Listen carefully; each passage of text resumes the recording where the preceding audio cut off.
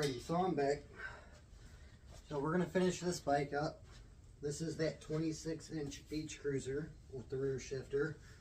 And then we're gonna go on to that customer bike. We're gonna button that up, and I can walk through everything I found wrong with it and what they're agreeing to fix and the whole story with it, which isn't a big story. It's the story of the bike itself, from what I found, is kind of wonky and cool. Never really run across stuff like that. So this is a Kent 2600 Bayside 26-inch with a 7-speed. And when I stopped off in the last video, it didn't have the cover inside the rim. So there's these little screws in here. If they're not covered, when you put a tube in there, it will pop. Not right away, but eventually it will pop. As the rubber deteriorates, the weathering, you know, you don't have a place to store it inside, eventually it will pop. So you got these rubber sleeves that go inside. You just find your hole for your valve stem, you slap this guy in there. Gets a little tight because it's brand new. You don't want to rip them though, so please take your time to work them on. You make sure they go over every single screw. Slap it on, the hole is lined up, it is on, it is ready to go. Nice and red in there. Now we can take the tube and tire, make sure it is a non-directional tire, which it is going to be facing the same way, which it doesn't really matter in the front because you can flip the rim either or. If it is a directional tire, meaning the tread only goes one direction, very important you get it right on the rear rim. So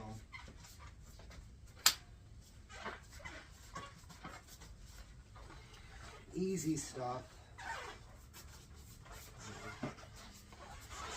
not rocket science.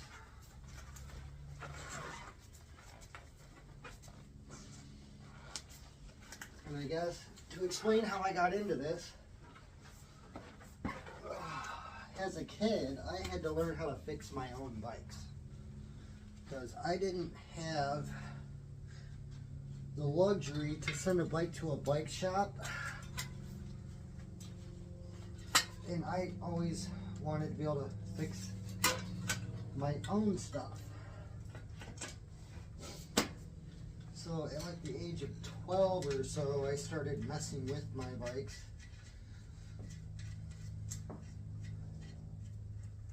And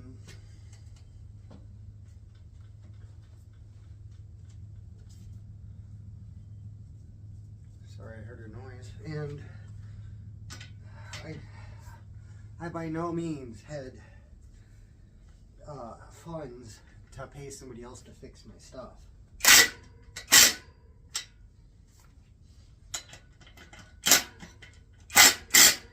So I ended up fixing my own bikes. I grew up not so well off. I wouldn't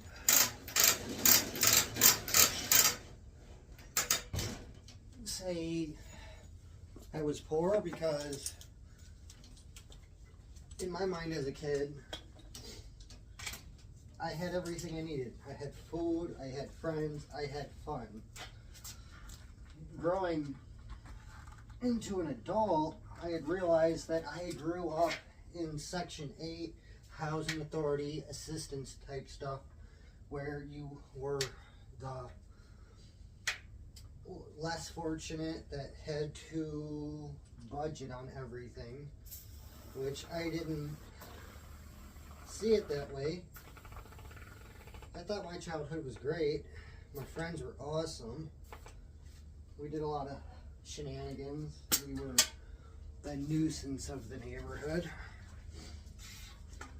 But we had our fun, and I had some pretty cool bikes.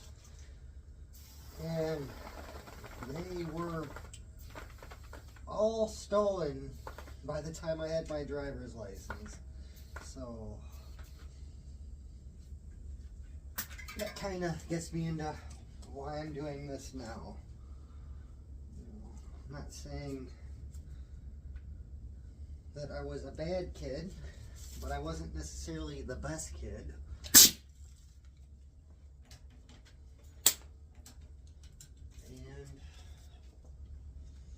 And we are almost done with this one. I just need to make sure the rims are lined up, the derailleur works with the shifter, stuff like that. Caps on the valve stems, you know, just buttoning things up. Once I get all that done, like this rim is definitely not on all the way it should be.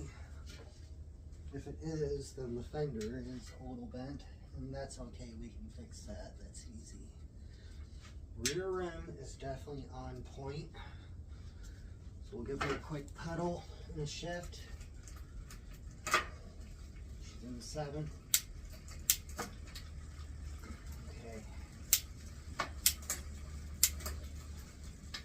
Gears work. Let's see if it goes all the way back down. It does. We'll go through it again. That needs a little adjustment. That little da-da-da sound was the derailleur getting too close to the rim. So if it would have continued to do that, it would have caught and it would have went all the way around, and the derailleur would have been garbage at that point. We don't want that. So we're gonna just adjust it so it won't do that. Which, if it has already done that,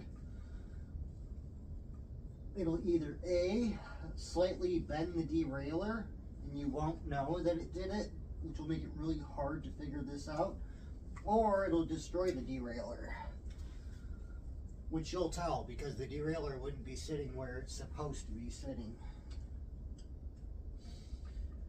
Which, from my judgment, this guy is never wrapped around, so as long as I know, it has not wrapped around.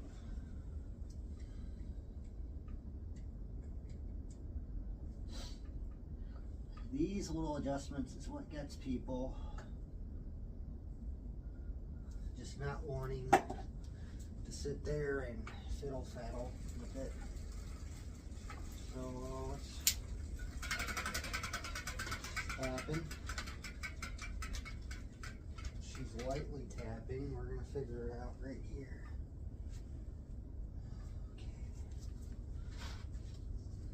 Okay.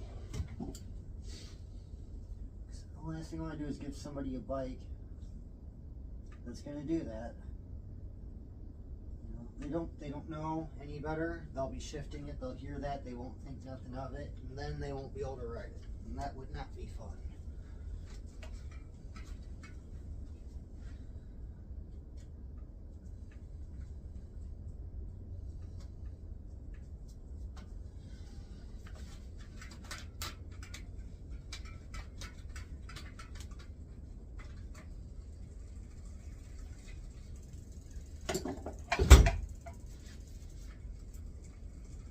Just like that. She's done.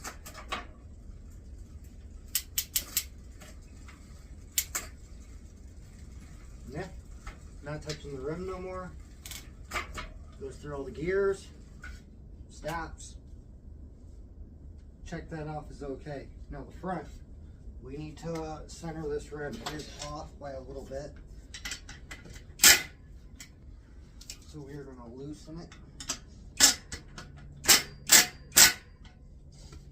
We're going to center it, and the reason we're centering it is there's a fender and there's brakes up here. We want those to be pretty good. She's nice and centered now. This one's done. New rims. So the reason, for anyone that didn't watch the first video, is the rear rim was completely locked up. I still have it right over here. The bearings were seized up. It was probably full of dirt and grime, never been serviced. They're quite a pain to replace, so it's a lot easier just to replace the rim. So we went ahead and we found a set of rims off of a donation bike that was no good, but the rims were good. And we went ahead and swapped both of them because this bike had black rims and this now does not have black rims. So this one's good. This one's going to go into the giveaway pile for somebody that needs a bike. Front rim, still good. We're going to keep that. Rear rim, this is the one that was locked up. So, doesn't move at all. There's bearings in here, and there's like little teeth that allow it to go one way and just spin freely. But when you go to pedal, them teeth grab on and cause it to spin the whole rim. Now, it should have free play to where I can just, there we go. Hear it? Ever so slightly. I'm surprised I can even get this to move because I couldn't get it to move before. But on top of that, this is a 7-speed. So when you get up in here real close and you look, 1, 2, 3, 4, 5, 6. Where's the 7th gear? Well, it completely ate the 7th gear, and that is the only tooth left is right there. So somehow, while riding it, it sheared off an entire sprocket. Because there's supposed to be an entire sprocket right where that little guy is. This nub. So this is supposed to be a 7-speed. Now it's a 6-speed with very bad bearings. They tick pretty decent, but there is a lot of grit in there. I mean, wasn't the best taken care of. It's probably left outside quite a bit. And you can tell because you see the rust on one spot and the rest has like some white grease around it.